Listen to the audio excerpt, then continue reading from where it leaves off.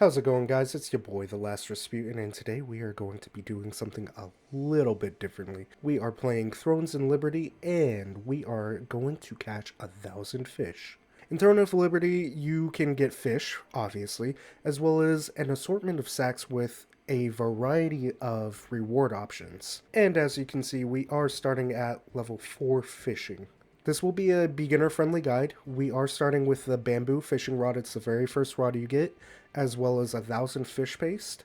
If you want a video on how you can get 1,000 fish paste, I can do that at a later video. Just leave a comment below. And where we will be doing this fishing is going to be at the Kastleton docks.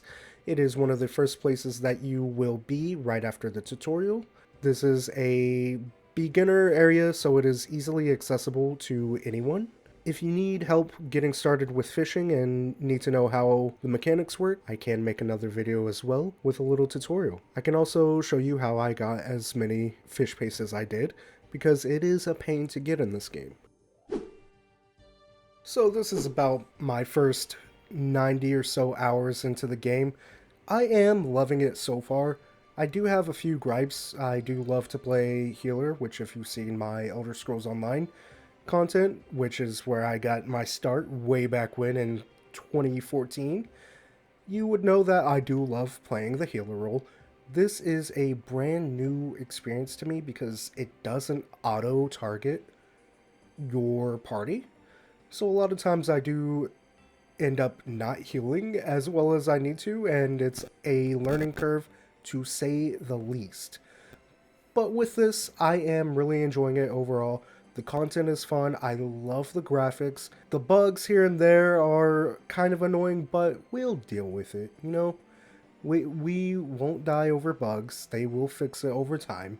It has only been out for a week, give or take, on the global launch. So there is a lot of room for improvement. We're not going to stress it too much. We love it. We are going to support them as much as possible. Another thing that is kind of iffy about the game is that it is pay to win. Allegedly, it started as a mobile game and then they ported it to PC later down the road of development. And so that's created its own set of bugs. But of course, it has the skeleton to support pay to win, especially because that's how a lot of mobile games are. Now, when I say pay to win, it's not just a cut and dry, ooh, I pay X amount of money and now I'm the biggest, baddest person around. No, it's more so, you know, you can throw some money in and you can level up quicker. Does that make it more viable for PvP? Absolutely. I would love to hear your thoughts about it below, but for the most part, yes. All it does is speed up everyone's gameplay. If you don't want to sit there and grind for hours like I'm doing in this video, you can just pay for the equipment and level up even quicker. And I mean, ultimately, that's fine. When it comes to people who want to grind or don't want to drop money on a game, they're more than welcome to do that. You are not locked behind having to pay to actually win. If you put the time in and grind it out, you're going to be able to compete with any other player out there who's dropped hundreds of thousands into the game. There's a lot of there's a lot of cosmetics and there's a lot of gear that you do have to grind for that you can buy off of the shop, but you can still get that if you want to put the time in. So as for pay to win versus free to play, it's just a matter of time, you know? You just got to put the time in. I do love it.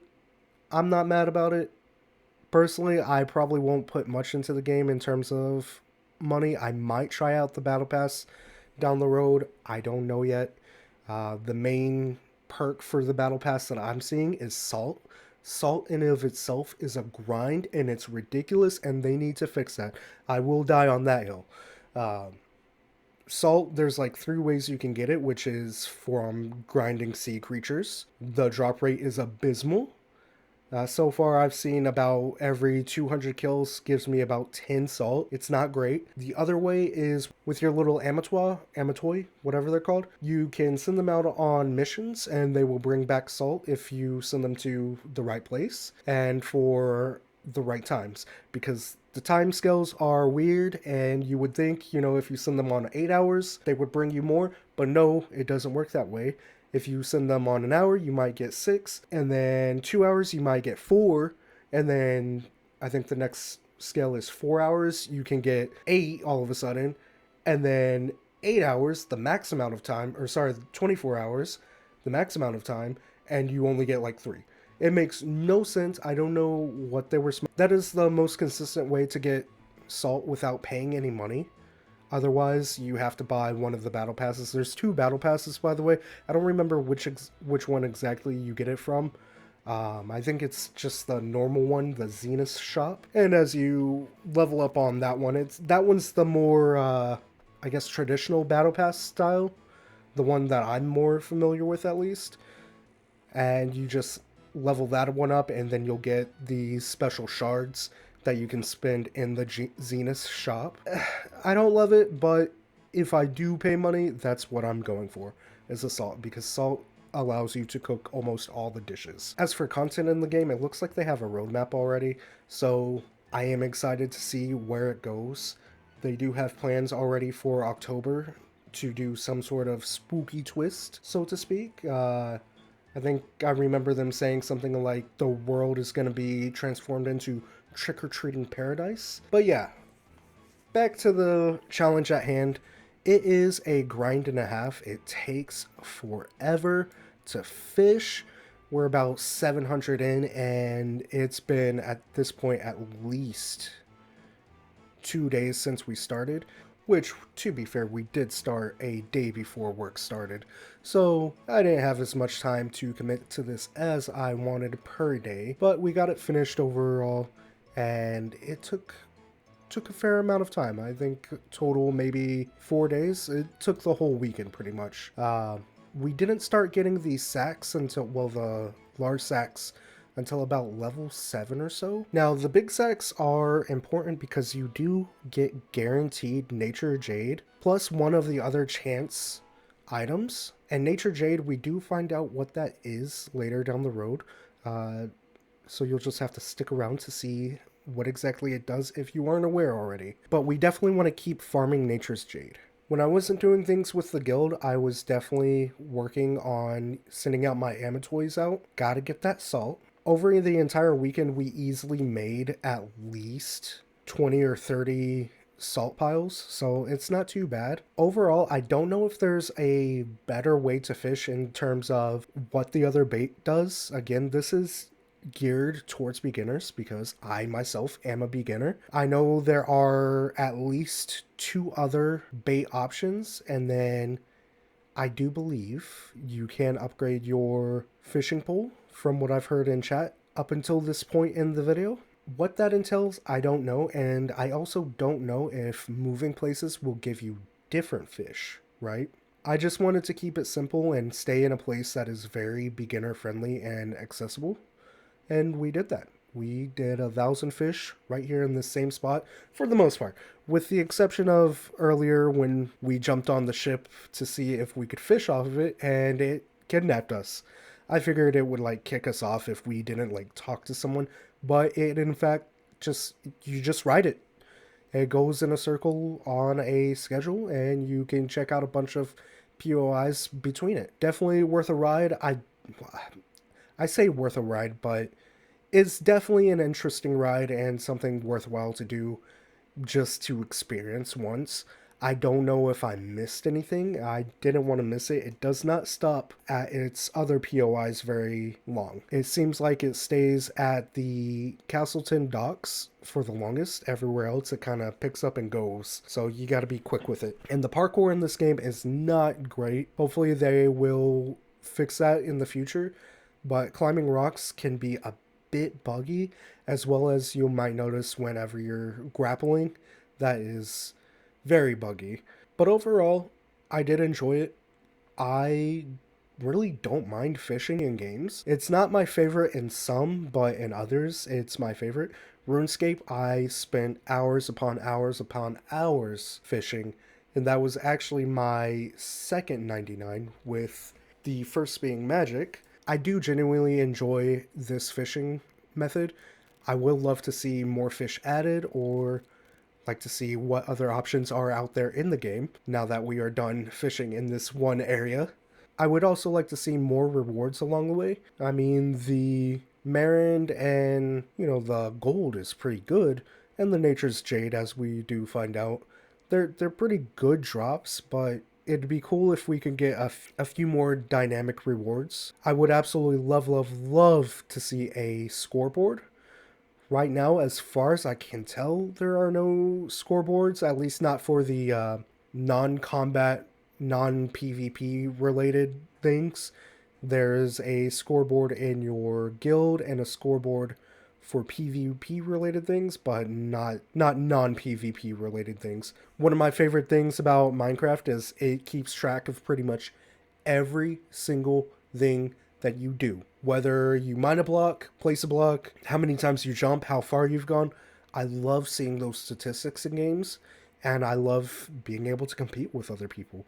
One scoreboard that is available on the game is in your guild. You'll have these contracts where you can farm monsters. Love it.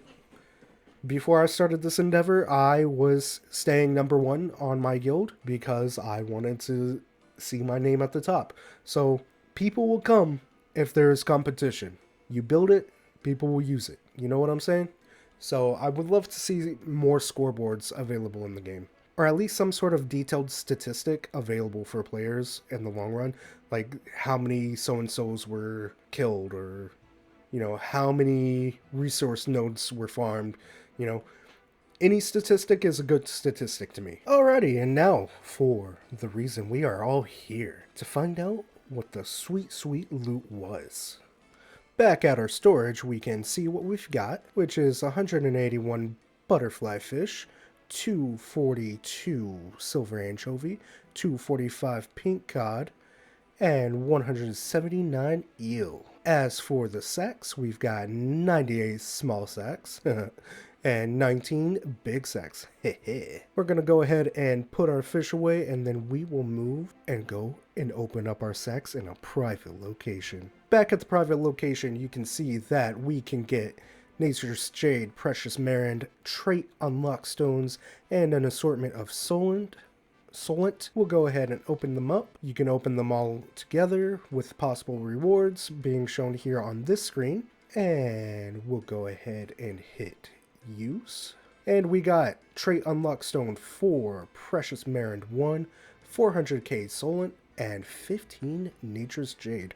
Not too shabby. And Nature's Jade is a stone charged with nature's energy used to craft a special fishing rod. Next up is going to be the big sack, and here you will get a guaranteed Nature's Jade, Precious Marand, Trait Unlock Stone, and again an assortment of Sollant, but the numbers are extra beefy.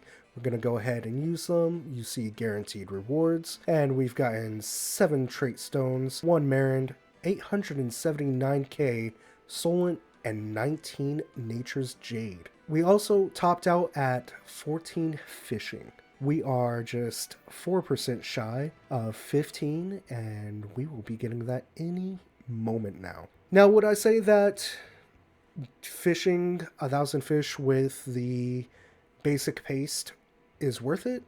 Probably not. Your fishing level does decrease the difficulty of the actual fish, so you can catch them easier, and it is, from what I understand, a in-game necessity if you want the higher tier foods, but you also have to level up your cooking.